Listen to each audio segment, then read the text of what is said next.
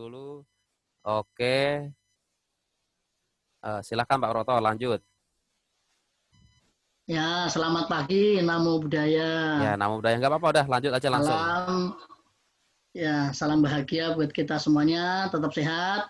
Hari ini kita akan berbincang-bincang dhamma atau sharing lah. Nanti silahkan nanti bertanya dengan Bapak ataupun dengan Pak Parlan untuk mengetahui kalian tuh benar-benar tentang ajaran agama Buddha itu benar-benar tahu. Nah, pada kesempatan hari ini Bapak akan memberikan materi yang sangat sederhana, yaitu di lingkungan kita.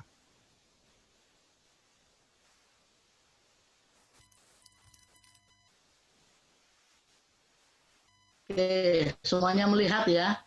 Ya, Kalau kelihatan. melihat ini, kalau melihat makanan minuman di jam segini cocoknya makan memang. Ya, mungkin ada kalian yang belum makan. Kalau melihat ini mungkin, aduh enak banget itu ada es, ada makanan macam-macam. Yang kita pikirkan apa kira-kira? Saya mau tanya nih, Lukman. Lukman, suara Bapak dengar nggak Lukman? Lukman Sugito.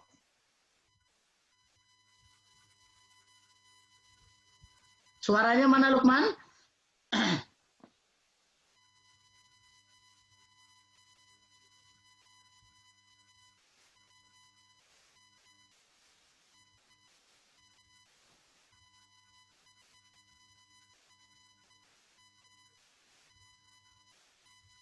Oh enggak ini. Hansen, apa Hansen yang kamu lihat ini? Apa yang kamu pikirkan kalau melihat gambar itu? Hansen mana Hansen?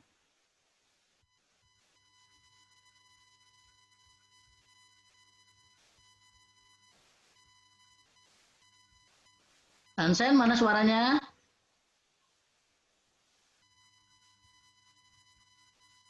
Baiklah, kelihatannya malu-malu. Oke, ketika kita melihat gambar ini, banyak orang di luar sana berpikir ini cocok untuk jam sekarang atau jam saat ini makan atau minum. Ketika kita makan seperti ini adalah kebiasaan kita setiap hari. Ketika kita tidak makan, maka kita juga lapar ya tentunya ya. Nah, apa sih yang ingin saya jelaskan? Yang saya ingin jelaskan adalah nih, mengatasi serakah terhadap makanan. Kita ketika melihat makanan yang enak, tentunya seperti gambar yang pertama nih, pengen makan yang lebih banyak. Atau yang sampingnya nih, pengen semuanya itu kita makan.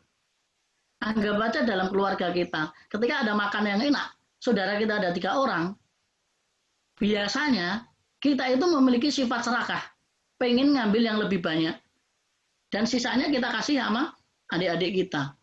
Sifat serakah itu ada dalam diri kita. Ya, ini kalau lihat gambar ini, aduh makanan pengen dimakan sendiri nih. Tuh, apalagi yang di bawah itu. Pengen semuanya dimakan. Nah, apakah kita mau menjadi orang yang serakah? Ya, menjadi orang serakah. Apakah kita mau seperti itu terus? Nah, bagaimana cara mengatasi serakah itu terhadap makanan? Karena setiap hari kita makan.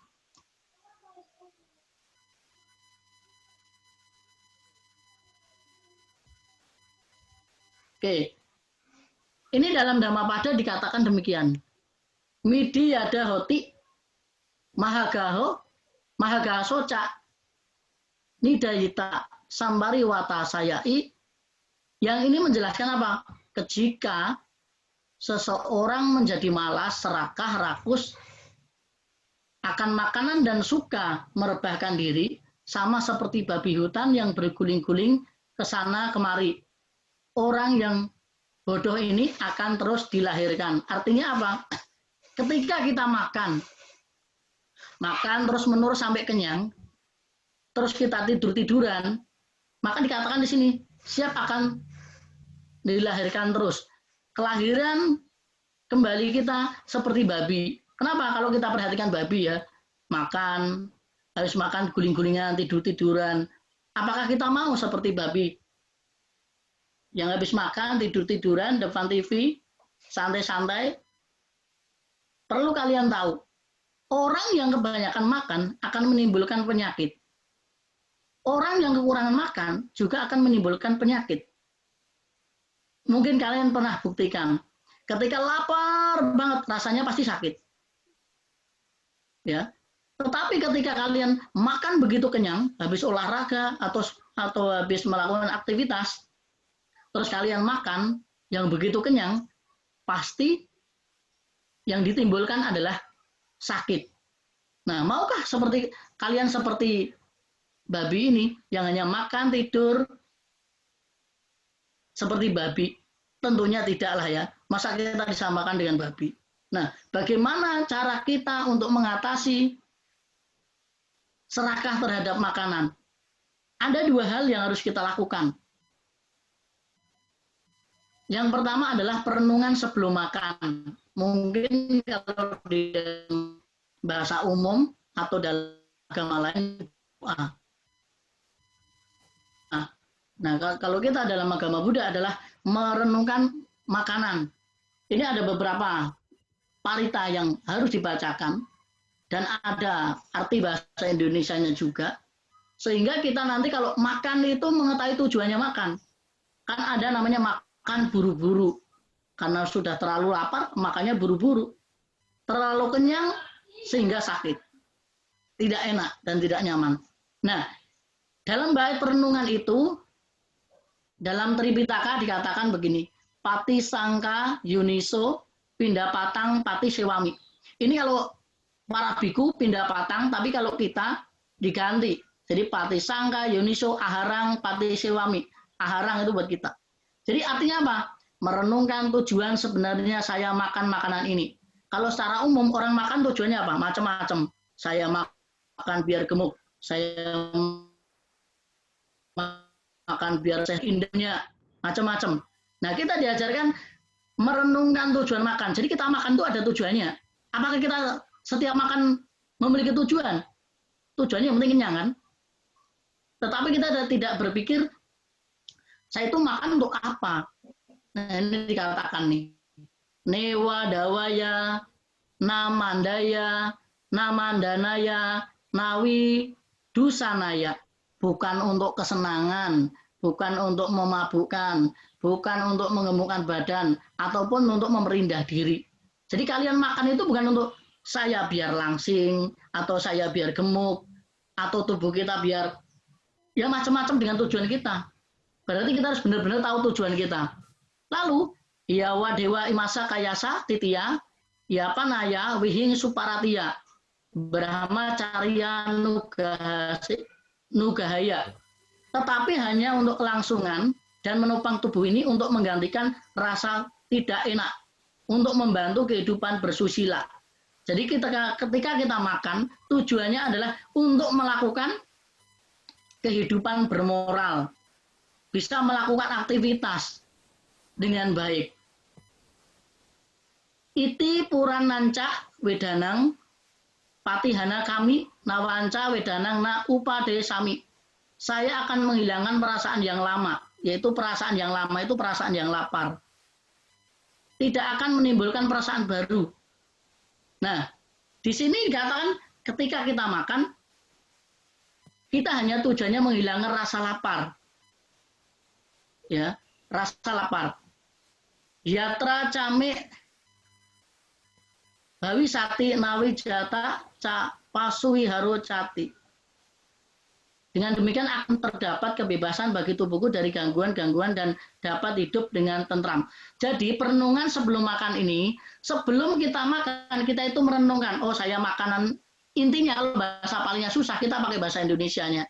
Jadi saya makan makanan ini hanya untuk tubuh kita biar sehat, agar kondisi-kondisi di dalam tubuh kita itu berjalan dengan baik, agar kita tidak sakit, dan agar kita bisa melakukan aktivitas sebaik mungkin dengan melakukan perbuatan-perbuatan yang baik. Nah, banyak sekali dari kita, ketika kita makan, kita tidak memiliki tujuan ini. Yang kita lakukan ya penting makan, dan yang penting kenyang. Dan biasanya ketika makan seperti itu, tidak bisa lama. Ketika kamu makan cepat-cepat, perhatikan. Kamu makan cuma 5 menit, yang penting ditelan. Pasti untuk kenyangnya itu tidak lama. Hanya beberapa jam saja. Tetapi kamu bayangkan seperti seorang biku. Seorang biku itu makan hanya sekali ataupun 2 kali. Nggak lebih daripada itu. Sedangkan kita makan bisa 3 kali, 4 kali, atau semau kita. Sekuat perut kita. Ketika makanan enak, semakin kuat kita makan. Jadi makan banyak justru bisa menimbulkan kenyang. Lapar. Nah, seorang biku hanya makan pagi dan makan siang. Ya antara jam 6 sampai jam 12 siang. Kita selebihnya boleh makan. Nah, beliau-beliau para biku itu hanya makan pagi dan siang. Dan mereka tubuhnya juga tetap sehat. Karena dia apa? Karena dia melakukan ini. Para biku sebelum makan, beliau-beliau akan membacakan parita ini. Untuk apa? Untuk melakukan perenungan. Coba bayangkan, ketika kita makan, piring kita beda-beda. Ya, piring kita beda-beda, lauknya ditaruh yang tempat beda-beda. Tetapi kalau seorang biku, makannya dipata, dan semua makanan itu dicampur jadi satu. Coba kamu bayangkan, misalnya Hansen nih, dalam satu piring, ada sayur, ada daging, ada kuah, terus ada bubur, dicampur jadi satu. Kira-kira enak nggak? Mungkin kayak kita jadinya geli dan nggak enak. Kenapa? Karena kita tidak terbiasa. Ya, tidak terbiasa. Nah, selanjutnya, yang pertama adalah perenungan, maka yang kedua adalah perenungan terhadap makanan yang menjijikkan. Contoh, Lukman misalnya, hari ini habis makan fried chicken, ya kan? Besok dikasih bubur nggak mau. Kenapa? Karena lidahnya udah terbiasa makan yang enak. Tetapi dia harusnya berpikir, merenungkan terhadap makanan. Metode ini sebenarnya sudah dilakukan dalam mediator Buddhis, yaitu cara meditasi. Jadi kalau orang yang melakukan kalian pernah ikut Pak Baja, renungan terhadap makanan yang menjijikan, itu contohnya begini. Ketika kita makan, makanan itu dicampur berbagai macam. Berbagai macam sayuran dan makanan dijadikan satu, diaduk, dan kita makan. Seperti seorang biku. Seorang biku itu kalau pindah patah, itu nggak pilih-pilih. Ketika ada makanan apapun, pasti dimasukkan ke dalam patah. Entah itu makanan enak, entah itu makanan tidak enak, maka seorang biku harus memakannya.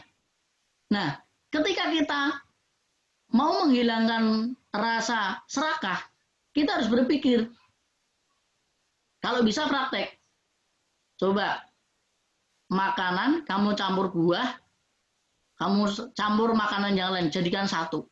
Kalau kita tidak terbiasa, bukan makan, tapi kita menolaknya. Nggak mau makan. Kenapa? Karena kita sudah terbiasa makan makanan enak. Dan kita tidak tahu tujuan makan itu untuk apa. Sehingga kita itu ya geli. Ya, coba Lukman Sugianto. Ya, pisang dicampur nasi. Kira-kira enak apa enggak itu begitu? Kalau nggak terbiasa geli ya. Masak buah dicampur sama nasi, masak buah dicampur sama sayuran, kan nggak enak. Ya. Nah, makanan yang awalnya indah diproses demikian rupa oleh organ tubuh secara alami menjadi tidak indah. Coba kalian bayangkan, ketika kalian makan yang enak, minum minuman yang enak. Ketika kalian makan hanya enak di mulut saja. Tetapi kalau kalian berpikir lagi, makanan yang kalian makan, fried chicken, makan makanan yang mahal, yang berkelas, semua ketika diproses, dimakan, dikunyah di mulut, dan semuanya akan menjadi kotoran yang sama.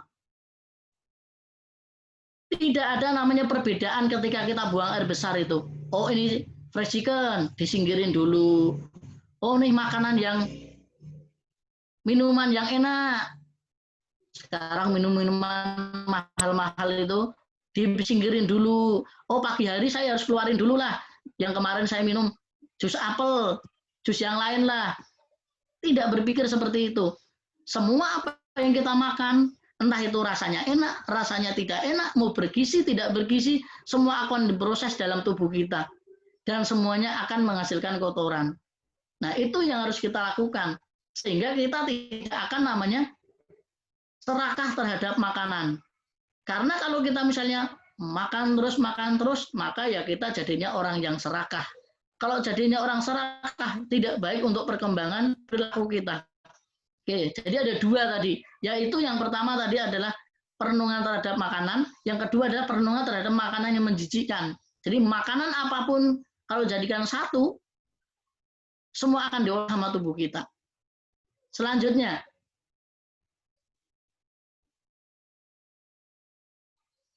kenapa sih kita setiap makan harusnya itu berdoa? Bahasa umumnya, kalau kita istilahnya merenungkan, inilah yang harus kita lihat. Proses terjadinya nasi yang kita makan, apapun yang kita makan, beliau-beliaulah inilah yang mereka berjuang, seorang petani, dari nanam, prosesnya panjang. Mungkin kita orang kota berpikir apa? Jadi petani. Tetapi kita harusnya udah bersyukur dan berterima kasih kepada mereka-mereka yang telah melakukan proses dalam pembuatan makanan, para petani lah, distributor lah, sampai sekarang di kota kita bisa menikmatinya tanpa kita harus nanam, tanpa kita harus capek-capek ke sawah, kita tinggal punya duit pergi ke mall, kita bisa beli dan kita bisa rasakan. Inilah perlunya kita merenungkan. Makanya saya ingat sekali 3 minggu yang lalu Pak Parlan sudah menyampaikan, jangan sampai membuang-buang makanan. Waktu diceritakan orang Indonesia sama orang Jerman kalau nggak salah. Orang Indonesia bergaya, duitnya banyak, makanannya sikat aja. Mentang-mentang punya duit, beli makanan bermacam-macam, 10 macam, 11 macam, punya duit kok. Orang Jerman bilangnya apa? Ya makan secukupnya lah, 2 piring, 3 piring cukup. Kenapa? Menghargai mereka. Menghargai siapa? Ya siapapun. Menghargai ya karyawannya, yang menghargai perjuangan para petani, siapapun yang membantu dalam proses pembuatan makanan itu. Nah, kalau kita mentang-mentang punya duit, jangan gedekan ego. Harus berterima kasih. Karena apa? Kalian beli itu sebenarnya kalian itu bukan orang kaya. Yang kaya itu siapa? Orang tua kita. Kita hanya menikmati fasilitas orang tua. Nggak ada orang lahir langsung kaya. Punya mobil, yang punya ya bapak dan ibunya. Kita lahir semuanya telanjang, nggak punya apa-apa. Kita hanya membanggakan orang tua kita. Dan bersyukur karena baik kita terlahir dari manusia dan terlahir di keluarga yang punya. Sehingga kita harus benar-benar menikmati fasilitas itu dengan baik, gunakan dengan baik, makan juga apa adanya, secukupnya. Jangan berlebihan. Jangan berpikir, saya kan punya duit, sekarang kamu bicara seperti itu. 5 tahun ke depan, 10 tahun ke depan, kita nggak tahu kita jadi apa.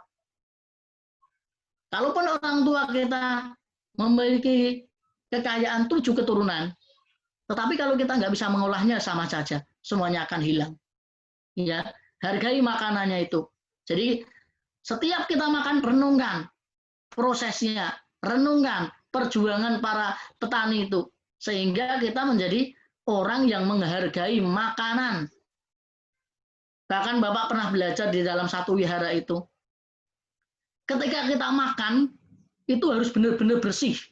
Satu, bersih. Kedua, nggak boleh bunyi. Kalau kita kan biasanya tang ting tung dier, tang ting tung dier. Kenapa? Karena makan kita nggak fokus. Makan kita hanya di depan TV. Makan asal makan. Ya, yang tadi Bapak bilang di depan, maka kenyangnya itu tidak lama. Ya, seperti biku, makan cuma 2 kali, badannya juga fit-fit saja. Kita makannya 3 kali, 4 kali, ya lapar terus. Karena apa? Karena tidak merasakan. Ya. Selanjutnya, nih tadi, kenapa kita harus menghabiskan makan? Banyak orang di luar sana mau makan itu susahnya luar biasa. Ya, Tadi saya bilang, kita itu belum kaya. Yang kaya adalah orang tua kita. Kalau kita sampai membuang-buang nasi, ini bayangkan nih, anak-anaknya makan nasi aking, nasi basi, mereka dijemur, terus mereka dimasak lagi, sampai badannya kering begini. Kenapa? Kekurangan gizi, kekurangan makan. Nah, kalau kita sendiri memiliki fasilitas, makanan ada, gunakan sebaik mungkin. Hargailah makanan itu. Ya, saya pernah berkunjung ke suatu tempat, dan ini siswa Bapak juga. Mohon maaf, rumahnya ya ampun, masih dari bilik, dan kalau hujan kehujanan, mau makan juga susah. Ya, Bapak datang ke rumahnya, karena Bapak ngurusin anak asuh ceritanya begitu. Jadi mereka makan benar-benar dihemat-hemat, menghargai makanan. Bayangkan kita yang punya duit, kita yang bisa makan enak. Jadi ketika kita mampu, jangan sok-sokan, aku punya duit banyak. Tetapi apa? Berpikirlah nanti ke depan juga. Setahun, 2 tahun. Karena apa? Dalam agama Buddha kan dikatakan anicca, berubah. Roda itu kan berputar. Kalau mungkin sekarang kamu makan enak, kita nggak tahu 10 tahun. Enak atau enggak. Sama dengan yang kamu lihat di gambar ini. Sekarang begini. Nggak tahu 10 tahun, 20 tahun nanti. Ketika dia berjuang, dia bisa merubah dirinya, dia akan lebih baik. Makanya konsep anicca dalam agama Buddha luar biasa. Ya. Oke, lanjutnya adalah nih, makan makanan yang kita sajikan. Kita bisa menikmatinya dengan secukupnya. Jadi, apa yang Bapak sampaikan? Ya, simpel saja. Jadi kesimpulannya, jadilah orang yang menerima dan bersyukur apa yang kita miliki. Ketika kita terlahir jadi manusia, terlahir di keluarga orang kaya, nikmati fasilitas itu dan gunakan dengan sebaik-baiknya. Yang kedua, ketika kita makan, hargailah makanan itu. Bukan masalah kamu punya duit banyak, bukan masalah kamu orang kaya, tetapi hargailah orang-orang yang berjasa untuk membuat makanan itu. Yang ketiga, tadi cara untuk menghilangkan loba ada 2 hal. Yang pertama adalah renungkan sebelum makan, dan renungkan makanan yang menjijikan. Sehingga apa? Makanan yang apapun masuk ke dalam perut kita, semua akan diolah, tidak akan pikir-pikir. Tidak akan dipilah-pilah. Seperti obat. Obat rasanya pahit, tapi orang mau aja. Kenapa? Karena tahu manfaatnya. Ya. Nah, baik anak-anak sekalian, mungkin itu saja 10 menit, 15 menit. Yang penting apa yang Bapak sampaikan kepada kalian semua, memberikan manfaat bagi kalian semua. Dan ingat, tetap semangat, mengajak teman-temannya minggu-minggu depan untuk belajar online, agar ilmu kita bertambah. Mungkin itu saja yang bisa Bapak sampaikan, dan Bapak berikan kesempatan untuk bertanya bagi kalian yang belum paham. Silakan bertanya. Silakan yang mau bertanya. Ya, terima kasih Pak Prapto yang sudah memberikan materi. Materinya cukup bagus sekali tadi ya, mengenai perenungan makanan tuh. Ya, tadi Pak Prapto juga memberi kesempatan bagi yang pengen untuk bertanya. Jadi kalian bisa langsung bertanya. Cukup coba di raise hand. Di situ ada raise hand kan? Coba di raise hand. Kita belajar menggunakan virtual. Jadi pertanyaannya lewat raise hand aja. Jadi nanti kalau udah raise hand, nah oke, ini Lukman Pak. Lukman sudah bertanya, saya buka kan. Coba yang lain selain Lukman, kalian juga sama. Coba yang lain. Ini Lukman sudah mau bertanya, kalian juga harus aktif bertanya. Kenapa? Karena ini adalah yang materi hari ini berkaitan dengan kebutuhan pokok kita loh. Saya kira semua anak di sini memerlukan yang namanya makanan. Tidak hanya manusia, makhluk hidup apapun pasti memerlukan makanan. Ya, coba. Ya, ini Lukman mau bertanya. Coba saya buka dulu Lukman. Silakan. Lukman dinyalakan. Ya, silakan Lukman. Sekarang ada yang namanya itu, kenapa bisa ya Pak? Mohon maaf kurang jelas.